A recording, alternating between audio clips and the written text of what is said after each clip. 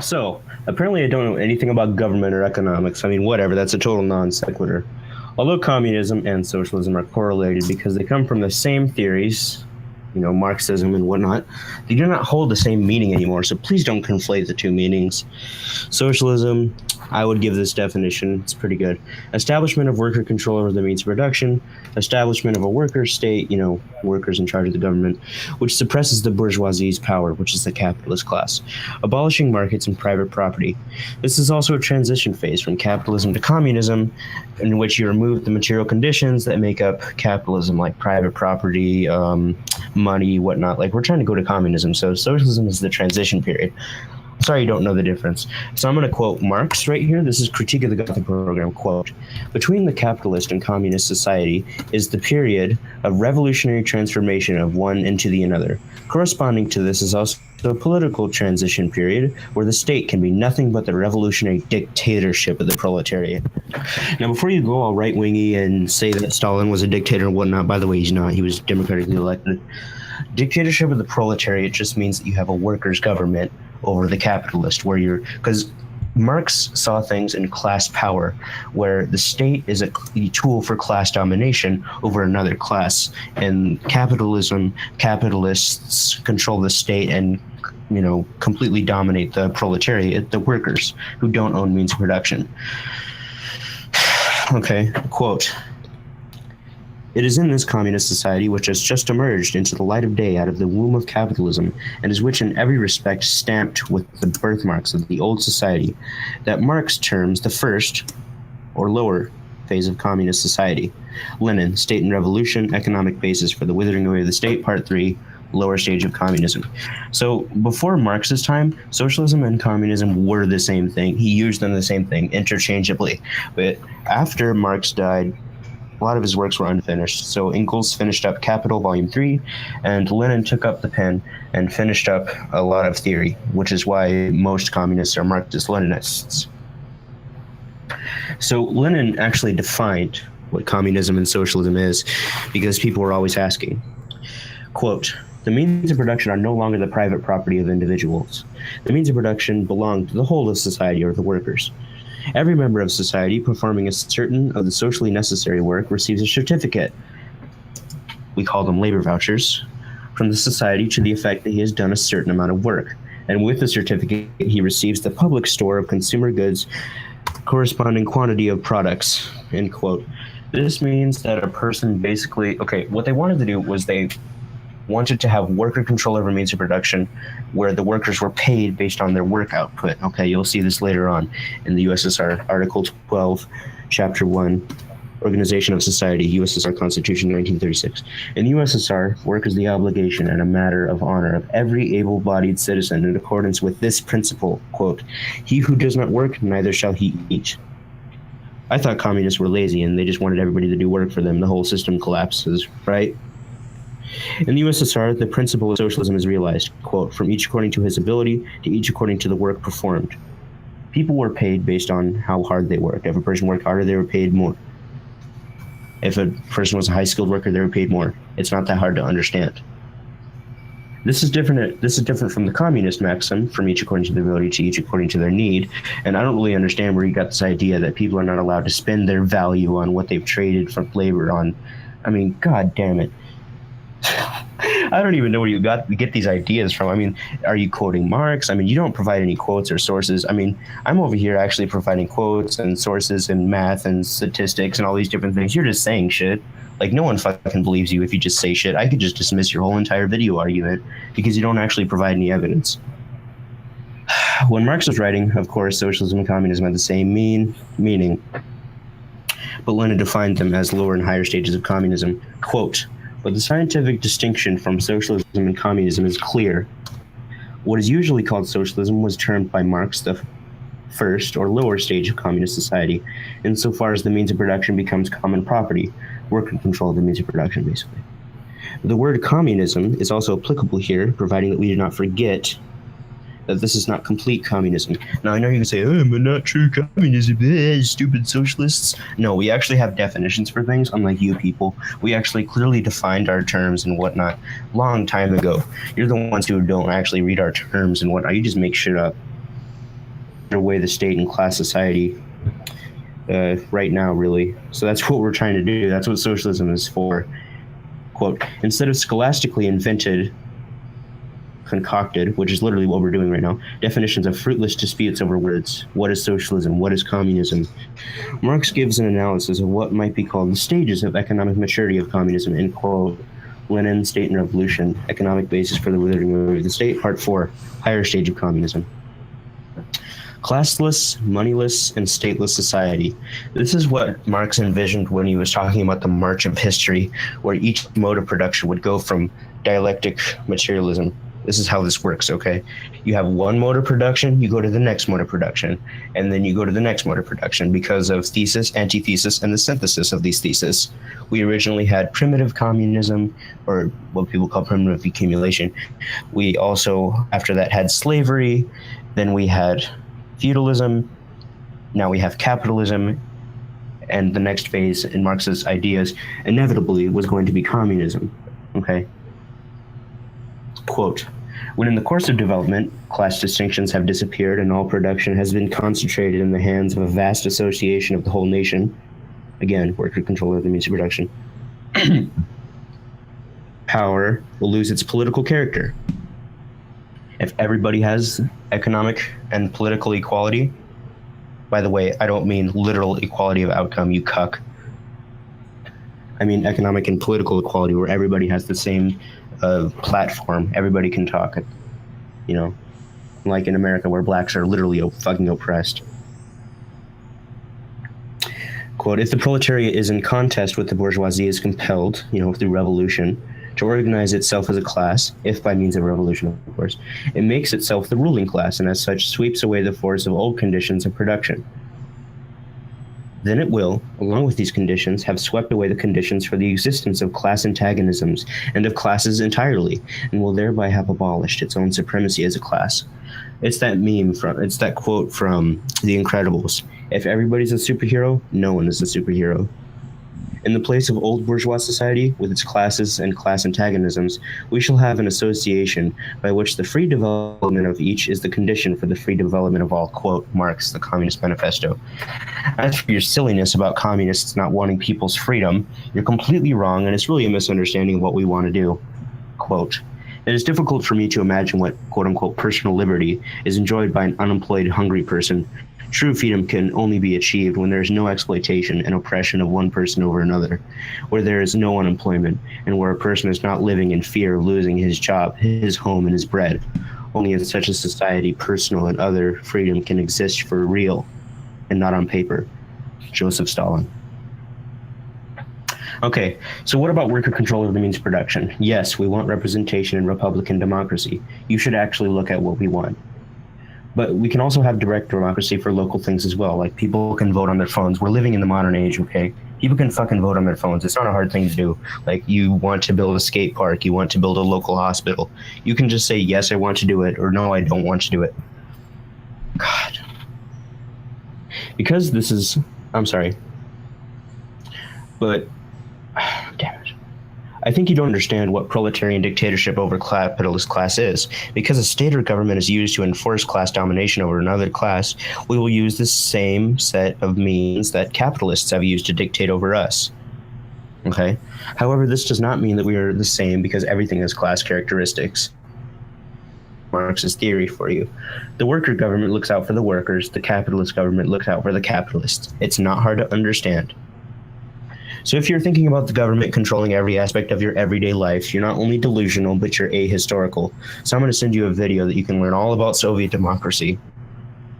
Also, by the way, if you didn't know, each representative of the local sectors and whatnot could have been recalled at any time. This is how Soviet democracy works. I mean, even Stalin himself tried to step down 4 times during his elected position. And so again, you're using the X millions argument as if that's even an argument against socialism. I mean, that's so stupid because capitalism kills 20 million people a year, 100 million people every 5 years. So if you're going to say, oh, communism, quote unquote communism, kills 100 million people over 100 years of it being around, oh, it's so bad. If I use that same fucking stupid argument, it's not even a good argument, but if I even use that argument, God, I could just say, oh, debunked. Gone. Got him. But I mean, even the authors who wrote the book, Black Book of Communism, admitted that the numbers were fake and inflated. Go ahead and read Comrade Jason Unruh's covering of this self-debunking of this book and its authors. I'm going to include this link. And if you don't want to read it, because I know you communists are just degenerates, you can include the video. I'm including the video so you can actually watch it. Because integrity is not something anti-communists are known for. So you say the 80 million people of being killed is bad, but again, I can still use that same argument about X millions people being used to kill by capitalism.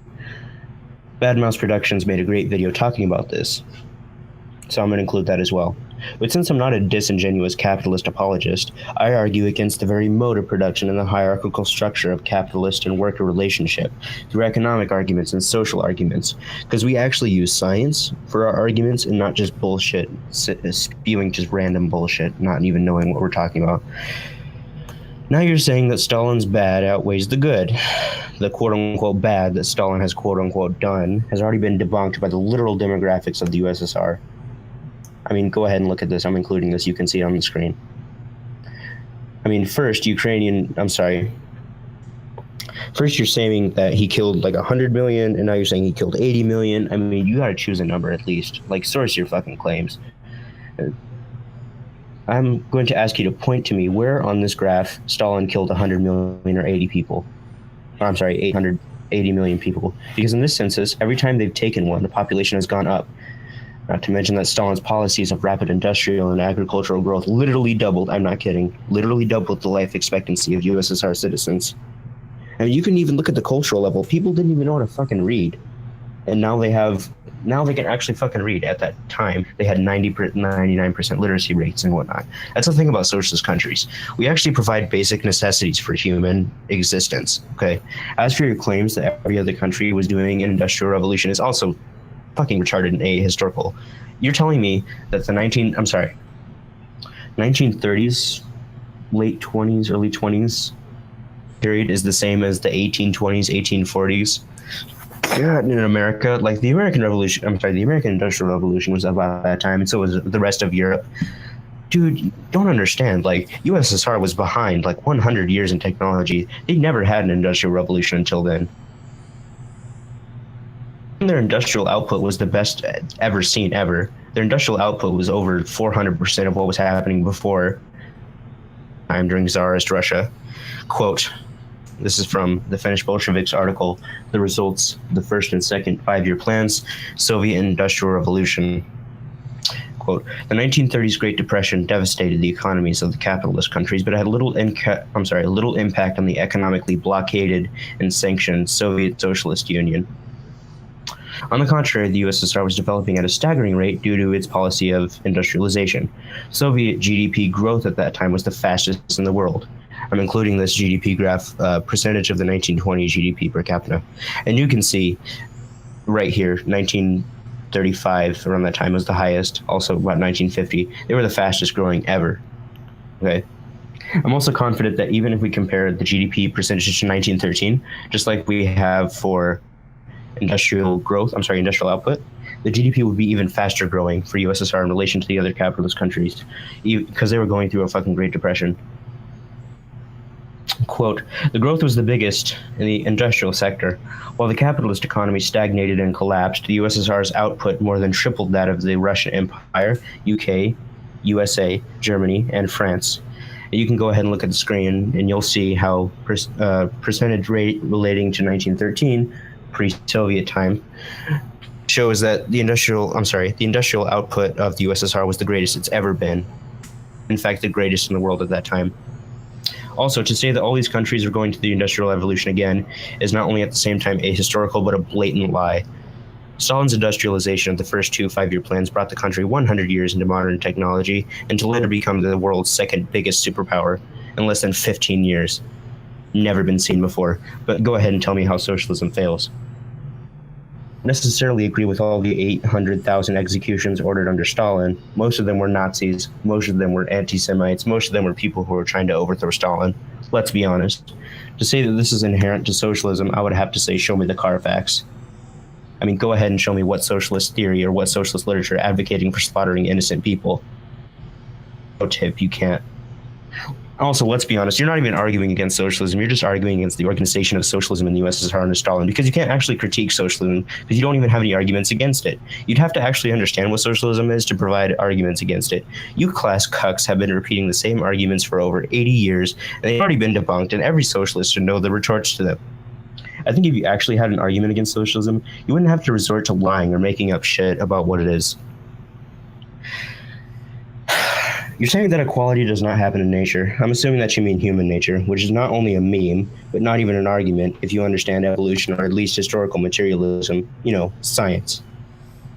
The simple explanation being that human culture, characteristics, and even genes themselves are affected by their environment, material conditions, and the history that creates the material conditions. Just because there's tribalism and hierarchy in nature does not mean that we have to actually organize our society like that. I mean, just because gay people were not allowed to marry for the longest ass time doesn't mean that we couldn't allow it now. That's the same argument that fucking reactionaries make. Also, humans can actually change our material conditions because we're a collective species. We work together and whatnot. We're one of the only species that can change our material conditions, allowing us to flourish. Your misconception that we want to force everybody to be equal is also a straw man.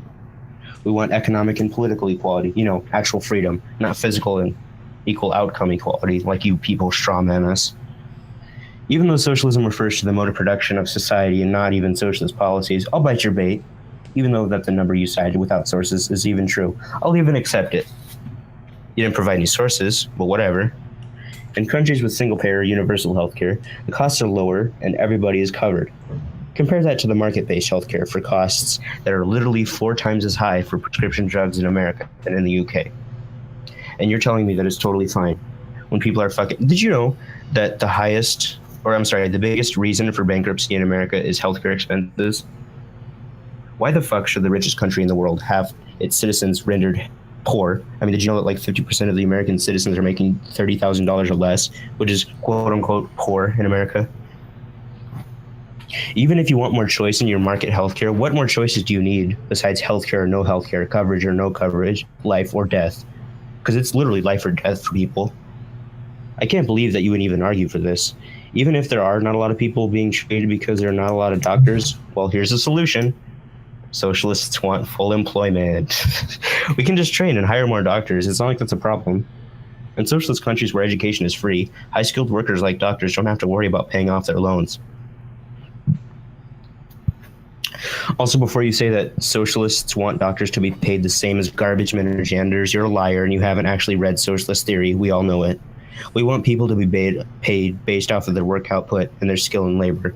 I'm referring back to the Article 12 in the USSR 1936 Constitution. Well, you're making my point for me about how doctors being fired and hired and how it's ridiculous that it is so. In fact, in the GDR, East Germany, as you Americans call it, the worker, quote, was given protection from being fired or penalized for failing to show up for work or not working productively. This basic right to work was so enjoyed by the people of the GDR that a 1999 survey of former Eastern German citizens indicated that 70% of them felt as if they had more job security and much more satisfactory work in East Germany than in the old capitalist Germany, West Germany. This is Eastern Marxist East Germany page. I'm going to quote him, and I'm going to give he gives all the sources for this. Even if your market healthcare system was so great, we'd have to look at all the healthcare systems in the world that are ranked and see which ones at the top are market healthcare. I looked at all of them, and they were not even market healthcare systems. I ask you to show me which healthcare system at the top is somehow market healthcare system. It just doesn't work. You're just wrong. Also, saying that communists haven't made anything beautiful is stupidly false. Soviet movies were awesome. We wouldn't even have montage scenes if not for the invention of Soviet film directors. I honestly hope to Allah, that you didn't mean that Trump cares socialized healthcare. Besides, the mandated private insurance industry investment is not a socialist policy. It's a right-wing policy made up by Nixon and the Heritage Foundation to combat actual socialized, quote-unquote, socialized healthcare, single payer. I really fucking hate Obamacare, but at least I'm not lying about what it did. Yeah, it raised premiums, but it slowed the rate of growth. Besides, socialism is about the mode of production being in the workers' hands and the worker state with a planned economy, not healthcare policies. Even capitalist countries have socialized healthcare because it makes the working class less likely to overthrow the capitalist class, whatever. And also, as your final point for competition, it's not like we don't want competition between people. We just don't want unfair competition. A rich person competing economically against a poor person is not even a competition at all, obviously. And so again, I'm going to quote Stalin on your bourgeois ideal of freedom. It is difficult for me to imagine what a personal liberty is enjoyed by an unemployed, hungry person. True freedom can only be experienced when there is no exploitation and oppression of one person by another, where there is no unemployment, and where a person is not living in fear of losing his job, his home, and his bread. Only in such a society, personal and any other freedom can exist for real, and not on paper, just for Stalin. Also, socialism doesn't work, so that's why imperialist countries have to crush it every time a successful socialist revolution happens, right?